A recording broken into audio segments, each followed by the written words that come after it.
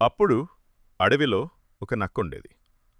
ఒకరోజు అది చాలా ఆకలితో తిరుగుతూ ఒక ద్రాక్ష తోట దగ్గరకొచ్చింది.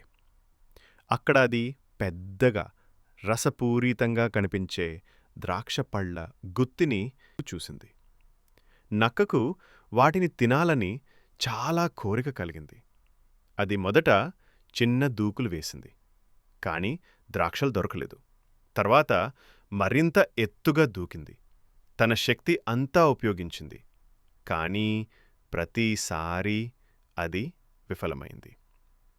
చివరికి నక్క అలసిపోయింది మరియు నిరాశతో ఆ ద్రాక్ష పళ్లను చూసి "హ్, అవి పుల్లగా ఉంటాయేమో" అని అనుకుంది.